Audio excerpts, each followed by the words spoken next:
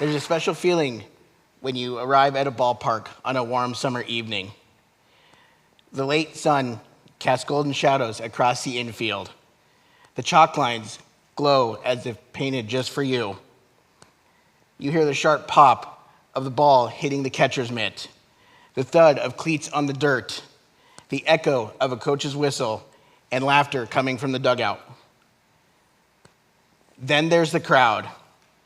People greet each other and share stories from the week. Kids race up and down the bleachers with snow cones melting faster than they can eat them. The air carries a mix of smells you will only find at a ballpark: fresh cut grass, dust rising from the base paths, and a hint of buttered popcorn and grilled hot dogs from the concession stand. It's the sound of anticipation and the energy of something about to start. For a few hours, the world feels lighter, brighter, and more full of possibilities. For me, that was not just summer fun. That was my summer. You see, my brother CJ played Legion baseball for the Billings Royals, and I was there for every home game, every long road trip, and every weekend tournament. I wasn't just a spectator, I was a part of the entourage. The Royals were not just CJ's team, they became my team. I wasn't on the field, but I was behind it, watching, cheering, and studying the game as if it were my homework, which I probably should have been studying just a little bit more. I memorized batting orders, tracked who stole bases, and observed how the coaches signaled from the dugout. The Royals community, the players, parents, and coaches made sure I felt welcome. That mattered more than they realize. You see, I was born with spina bifida and have used a wheelchair for most of my life. Playing baseball was not an option for me, and that was a hard truth to accept as a kid who loved baseball with all of his heart. I wanted so badly to round the bases, feel the weight of a bat in my hands, to hear my name across the loudspeaker. But that was not my reality. So instead, I learned the game from the sidelines. I absorbed the strategies and memorized every face in the dugout. I could recite stats like other kids recited sound lyrics. Years later, the game returned to me in a way I never imagined. I got an invitation to join the Royals, not as a player, but as the voice of their home games. Suddenly, I wasn't watching anymore. I was a part of the game. My voice echoed over the same field I had grown up loving, with every hit, every run, and every strikeout. That's when I realized something. You don't have to play the game to be a part of it. You don't have to be on the field to belong to the team. Now, my story may sound personal, but it's definitely not unique. All of us, at some point, come face to face with something we love deeply but can't fully do.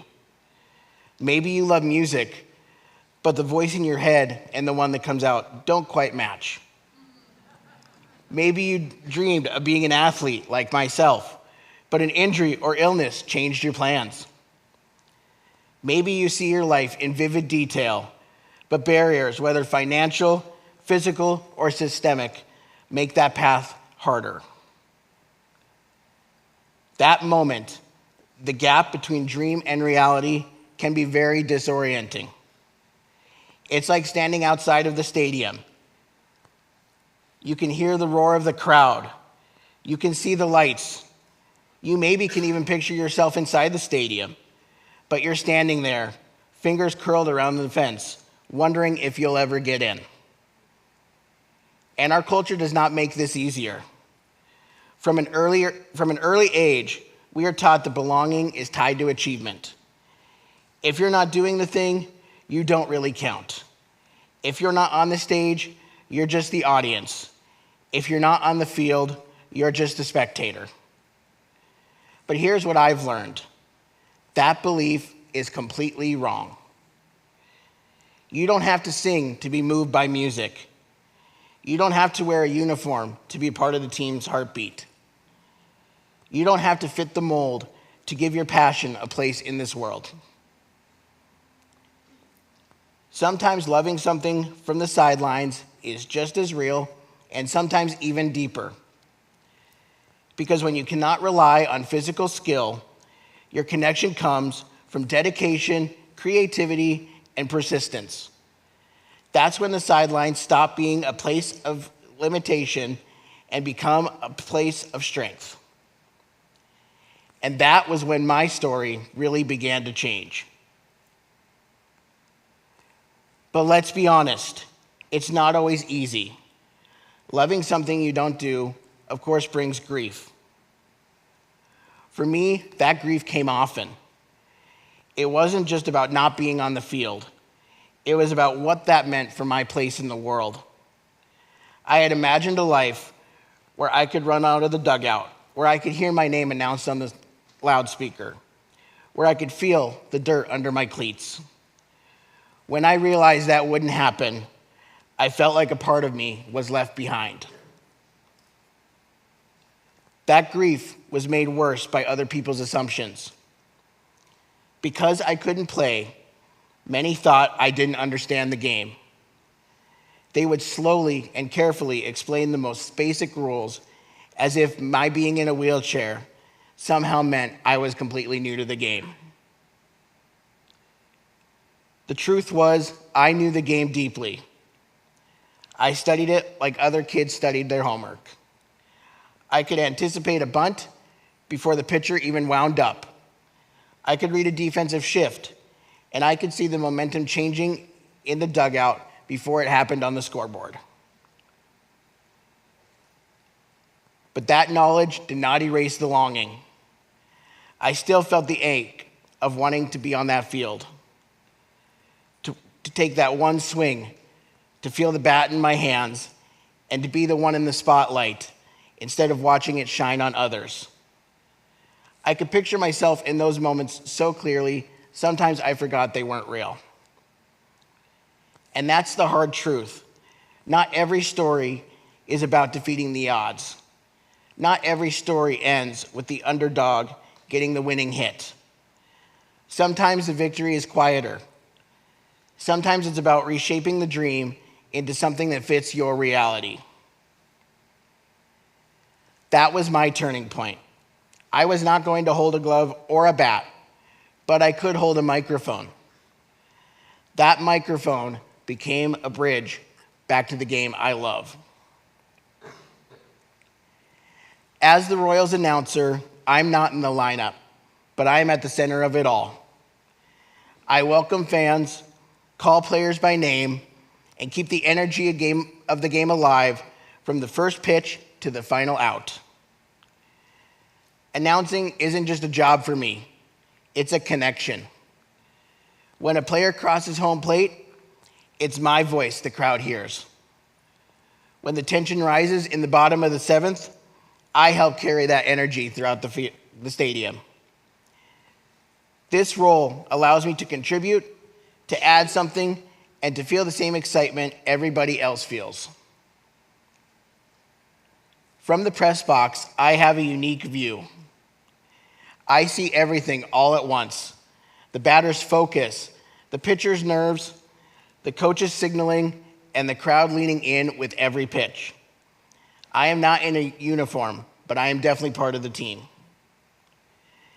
That realization pushed me to want more. I aimed to reach beyond one field, one team, and one summer season. That's when I started a podcast. It wasn't just about the scores and stats. It aimed to capture the voices, rivalries, and stories of Montana athletes. Through that podcast, new opportunities appeared. I wasn't just cheering for athletes from afar. I was hearing about their journeys.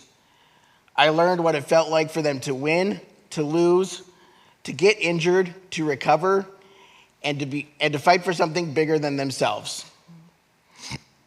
Along the way, the athletes I once admired became my friends.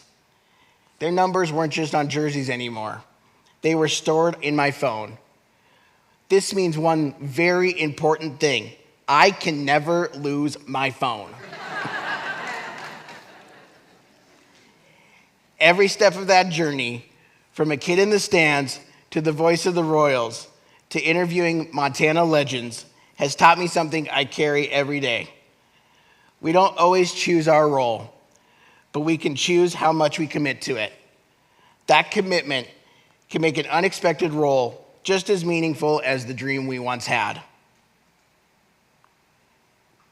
And this perspective matters. Our culture focuses on achievement. We celebrate trophies, titles, promotions, and highlight reels. We put people on pedestals for their accomplishments. Yet in this celebration, we often overlook those who support the culture from behind the scenes. The fans who never miss a game. The mentors who guide without being recognized. The storytellers who keep the history alive. The supporters who show up, rain or shine. Those roles may not be in the spotlight, but without them, the game simply isn't the same. Accessibility and inclusion are not acts of charity.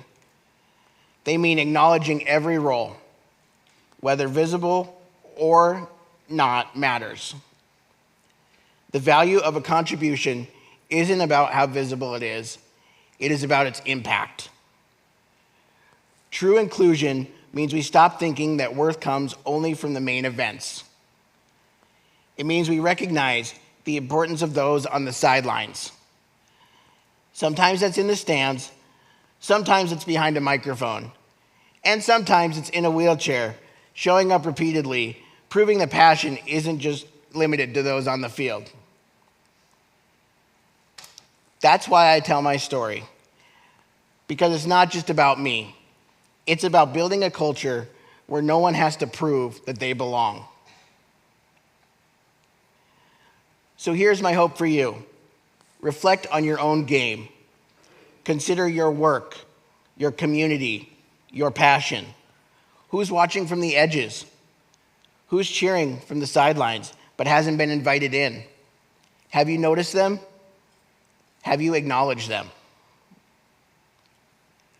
Because when we do, in opening those doors, in making space for every role, we create something far stronger than a winning team. We build a culture of belonging. When I think back to the kid in the stands, I realize something. What I wanted most wasn't to play, it was to belong. For a long time, I thought that dream had faded. I thought that if I couldn't play, my connection to the game would go away. But that's not what happened. Instead, my dream changed shape. My dream became announcing games instead of playing them. It became telling stories instead of making the highlights myself. It became connecting with athletes instead of playing alongside them.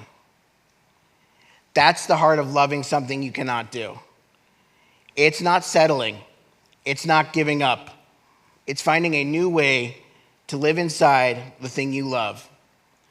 One that honors your passion, even if it doesn't look the way you first imagined. So I want to leave you with this challenge. Think about your own game, the thing you love so much you can't imagine your life without it. Now ask yourself, if you couldn't do it the way you've always pictured, how else could you belong? Because the sidelines are not a place of lesser value. They are a place of perspective, a place of resilience, and a place of influence. And if we start to see them that way, we can create a culture where everyone knows they matter. The love doesn't fade just because the role changes. In fact, sometimes it grows even stronger. And that is a victory worth celebrating.